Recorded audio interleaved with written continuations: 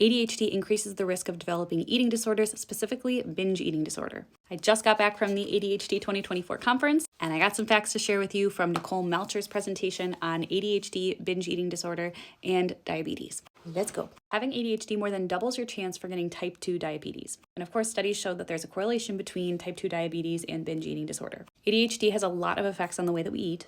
Some of the examples she gave are poor impulse control, which can make it harder to stop eating and harder to be mindful while we're eating, as well as impulsively starting to eat because we want that immediate reward. Hyperfocus, which could look like we're obsessing over something so we forget to eat, or it could look like obsessing over our diet or our body or what we're eating. Poor working memory, which can look like forgetting food options exist, forgetting a grocery list, or following all those steps that we have to follow in cooking can be really frustrating. And poor interoceptive awareness, meaning we might not feel those hunger cues. Nicole went on to talk about the restrict and binge pendulum, which is where we're intentionally or unintentionally restricting our food intake, and then the more we restrict, the more we binge on the other side of it. These eating challenges, plus executive dysfunction, inconsistent self-care, chronic stress, and a likely history of adverse childhood experiences are major factors in the way that ADHD can increase our likelihood of developing type 2 diabetes. Another challenge here is that a lot of ADHDers and health providers will lean toward really restrictive diets, and research shows that diets don't work for most people long term.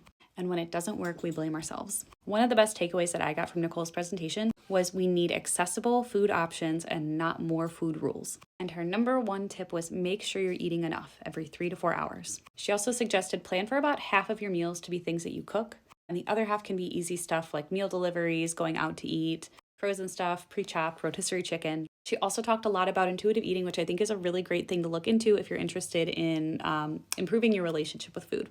If this was helpful, follow along for more ADHD information. I'm also a coach with one-on-one and group coaching, and all that information's on my page. And if you want to check out Nicole's stuff, her handle is Eating with ADHD, no spaces, no special characters, Eating with ADHD. Thanks.